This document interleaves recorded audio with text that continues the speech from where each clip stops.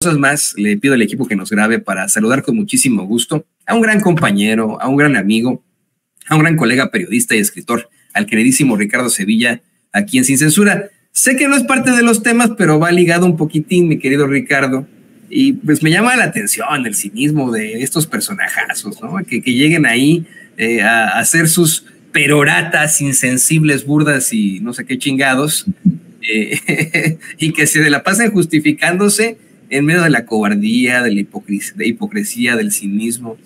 Querido Ricardo, te abrazo a la distancia, te mando todos mis saludos. ¿Cómo estás? Abrazo recibido y plenamente correspondido, querido Toño, público memorioso. Pues aquí estamos. Yo sé que hay que platicar sobre este personaje, cómo evitar platicar sobre Víctor Trujillo, alias Broso, el sujeto que tuvo su buen rating en su momento y que representaba de una u otra manera un pensamiento, pues no de izquierda, nunca fue un personaje de izquierda, pero sí era un comediante que lanzaba diatribas en contra del PRI, y eso era muy destacable en momentos en que trabajaba en la televisión del Estado, trabajaba en Imevisión, entonces lanzaba desde ahí sus críticas. Un personaje que sobre todo, Toño, hay que decirlo, hacía una burla de la propia gente. Y yo no sé por qué no se ha analizado este aspecto, porque caía muy bien Broso en su momento, cuando salía ahí en los estudios, salía caminando. Yo lo veía muy mal, la verdad lo veía muy mal en ese entonces, quizá lo reflexioné después, pero que salía ahí con mujeres, con unas invitadas que estaban en el estudio y las acosaba. Si revisa usted esos videos de la época, las acosaba en ese momento, les decía una serie de cosas ahí que hoy no calificarían en ninguna escuela de comedia como eso. También acosaba a los niños, a veces aparecía con niños y niñas ahí. Entonces, pues esto le daba la calidad de un Barbaján, de una suerte de personaje pederasta. Ojo, no estoy diciendo que Víctor Trujillo, estoy diciendo que ese personaje siempre estuvo vinculado con la abyección, pero si se da usted cuenta, era como una crítica en ese sentido, no hacia el gobierno, Toño, era una crítica hacia las personas de a pie, porque se estaba burlando en ese momento, y la gente que tiene más años lo recordará, de Bozo. Había un personaje, un payaso que se llamaba Bozo, y entonces este sujeto, Víctor Trujillo, hace la parodia de Bozo y lo pone como un personaje ebrio, un personaje vulgar, un personaje acosador, un personaje con tintes, insisto, medio pederastas.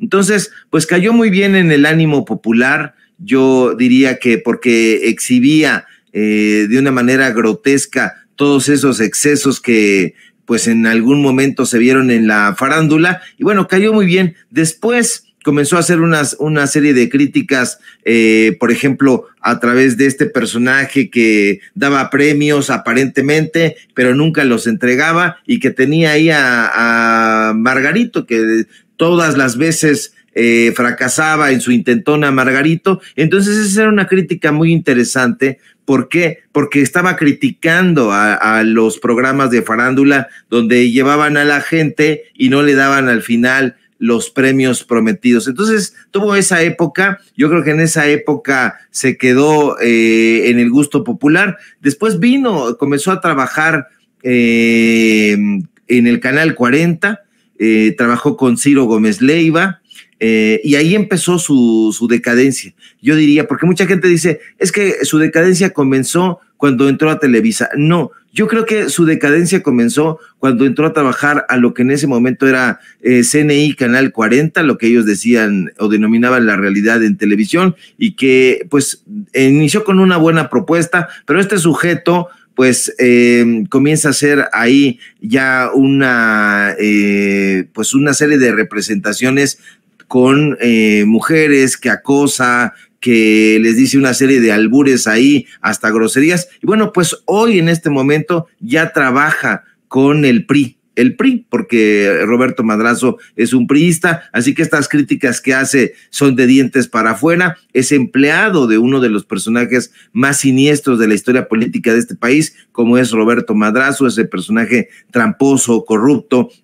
En fin, trabaja en Latinos y ya no se esmera en hacer ningún tipo de comedia. La comedia blanca nunca fue lo suyo, eso es cierto, pero esto que estamos viendo, que acabamos de escuchar, pues es simple y sencillamente la representación de un personaje que ha caído en la absoluta vulgaridad. Ya son groserías tras groserías, en el único afán de ofender por ofender, ya una grosería, yo no sé absolutamente nada de comedia, pero entiendo que una grosería, por lo menos en literatura o en periodismo, si no viene acompañada de una cita, tiene que ser esporádica, que revele algo, pero ya mentar madres, pendejear, cabronear, etcétera, etcétera, solamente con el afán de ofender por ofender, nos revela, Toño, que no hay argumentación, que no hay inteligencia, que han sido superados todas las posibilidades de diálogo y de debate congruente, y pues ese es el resultado de Broso, pero además de toda la oposición,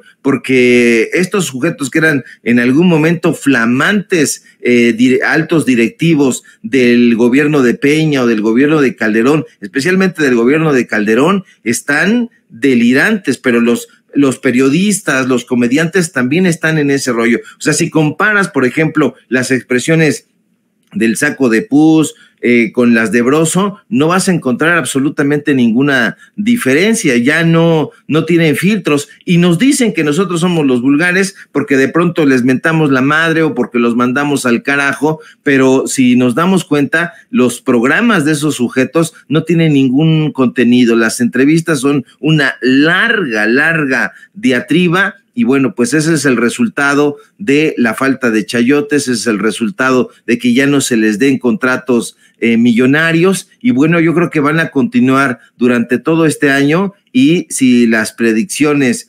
son aceptables y favorables, pues lo van a continuar haciendo durante los próximos 6 años, Toño, porque no se ve para nada que Xóchitl Gálvez vaya a repuntar, al contrario, cada vez se está exhibiendo más su ignorancia, su estulticia y su cinismo, porque pues ya no encuentra un lugar donde cobijarse. Ya con estos prompters que le ponen, Toño, híjole, son del tamaño del mundo, dirían los niños. No, sí, mira, estamos con lo de Xóchitl Gálvez, sus prompters y etcétera. Eso lo quiero decir que es gratuita la forma en la que Víctor Trujillo se refiere a la gente que lo ve, que lo escucha, las críticas que hace. Mira, yo sería verdaderamente hipócrita si criticara que es muy grosero, ¿no? Porque yo soy muy pelado también y digo muchas pinches peladeces, ¿no? Llego a encabronar a mucha gente con esas peladeces, ¿no? Pero, como bien mencionas, querido Ricardo, a veces es un poco gratuito el hecho de utilizar este tipo de planteamientos. Y yo no sé si lo hace directamente como pues parte de su acto, que no es nada cómico, o si verdaderamente, que es lo que más apunta a la realidad, se trata de una desesperación absoluta de él y de muchos que están a su alrededor. Bien mencionabas que se convirtió en uno de los principales críticos del PRI. Del PRI, no lo vimos nunca criticar al Partido de Acción Nacional. Yo quiero insistir en que ya no como Broso, sino como Víctor Trujillo, llegó a darle una sobada al ego de Calderón, una entrevista muy chafa, ¿no? Como Broso, es cuando le hace la pregunta esta de si habla inglés, de cuál es la capital de Etiopía, no sé qué chingados, ¿no? Pero como Víctor Trujillo lo llegó a entrevistar y de verdad, o sea, era una papachada la que le dio, pero de esas gruesas, muy buenas. Y pues ahí nos empezamos a dar cuenta del trasfondo de la ideología de él como Víctor Trujillo, que se vale, ¿no? Por supuesto que se vale tener una ideología, pero ¿cómo la sustentas? ¿Cómo sustentas este tipo de planteamientos chafísimas? El hacer incluso ya un llamado a votar por una candidata que no trae nada, bueno, que no trae algo para hacerle justos a la gramática, que no trae algo, que se desploma cada vez que puede, que la pendejea cada vez que puede, bueno, ahí dice pendejear, ¿no? Que la pendejea cada vez que puede, pues, ¿cómo, no? ¿Cómo se justifica eso? Pero bueno, ¿qué te